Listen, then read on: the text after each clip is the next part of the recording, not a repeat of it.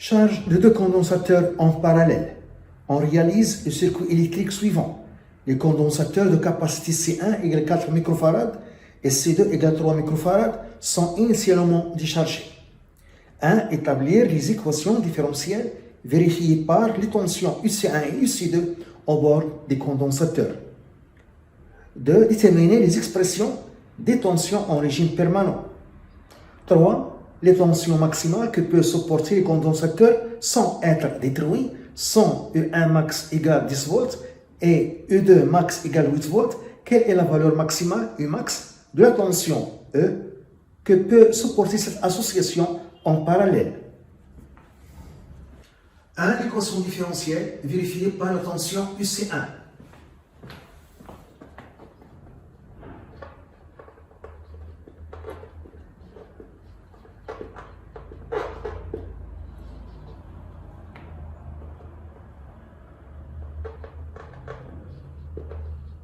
Vérifié par la tension UC1.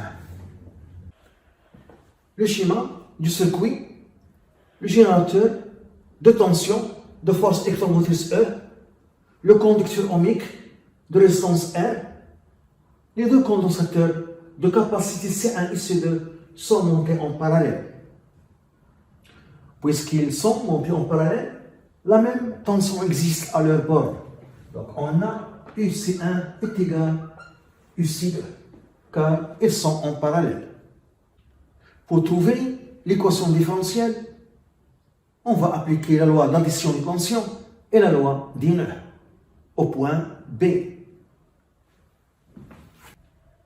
La loi d'addition des tensions. On a U à N est égal à U à B plus U B N plus U N N. La tension U à N, c'est la tension E, la force électromotrice du générateur, égale la tension U à B, c'est la tension UR, au bord du conducteur ohmique, plus la tension UBN, c'est la tension UC1 ou bien UC2, sont égales. Plus la tension entre M et N, il y a un fil, particulièrement la tension au bord d'un fil 0. E est égal à ER, c'est R fois I en convention récepteur. En convention récepteur, la flèche qui représente la tension et la flèche qui représente le sens positif du courant ont des sens opposés. Plus UC1, je la garde car je veux équation différentielle vérifiée par UC1. La loi d'Inner au point B. En B, on a I est égal à I1 plus I2. Le courant I1 passe dans le condensateur de capacité C1 et le courant d'intensité I2 passe dans le condensateur de capacité C2. Donc, I1 est égal à C1 DUC1 sur DT. Et I2 est égal à C2 DUC2 sur DT en convention récepteur. Et puisque EC1 est égal à EC2, donc I2 c'est C2 DUC1 sur DT. Donc on a I est égal à I1 c'est C1 DUC1 sur DT plus I2 C2 DUC1 sur DT. Et par suite, la loi d'addition des tensions E est égal à R fois I qui est C1 DUC1 sur DT plus C2 DUC1 sur DT plus UC1. Je factorise ici par la dérivée DUC1 sur DT. Donc E est égal à R fois C1 plus C2 DUC1 sur DT plus UC1. C'est l'équation différentielle vérifiée par la tension UC1. Pour la tension UC2, je remplace UC1 par UC2. Pour la tension UC2, E est égal à C1 plus C2 d UC2 sur dt plus UC2. On peut suivre la même méthode. De les tensions en régime permanent.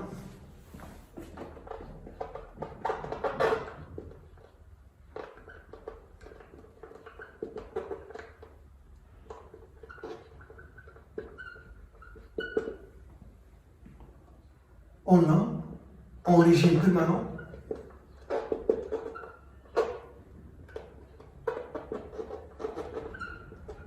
la tension UC1 est égale UC1 est égale à une constante. Donc, la dérivée de UC1 par rapport au temps est égale à 0. Donc, cette dérivée est égale à 0, elle reste UC1 est égal à E en régime permanent. Donc, UC1 est égal à E. La même chose pour UC2. UC2 est égal à une constante en régime permanent. Ce qui donne la dérivée de UC2 par rapport au temps est égal à 0. Cette dérivée est égale à 0. Donc ce terme est égal à 0. Donc UC2 est égal à E. Donc en régime permanent, UC2 est égal à E. 3. La valeur maximale de la tension E.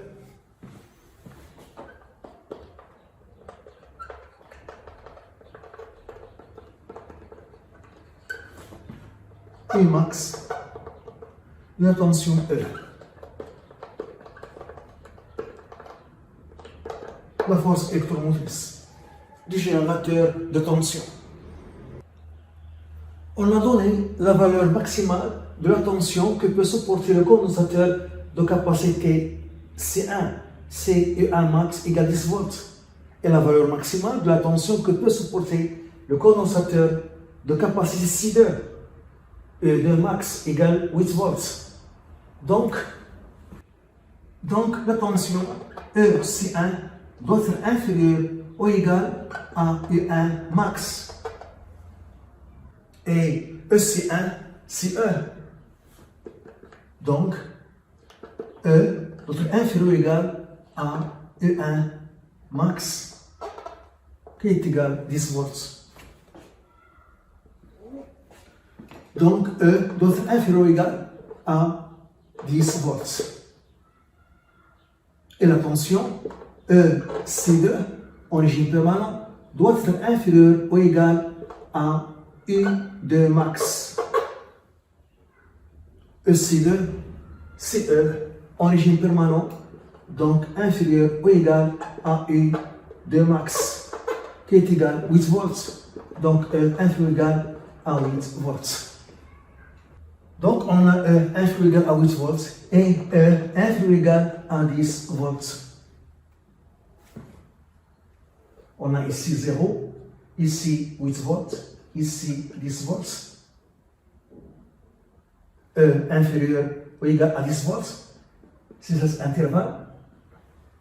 E inférieur ou égal à 8 volts, c'est cet intervalle, c'est l'intersection.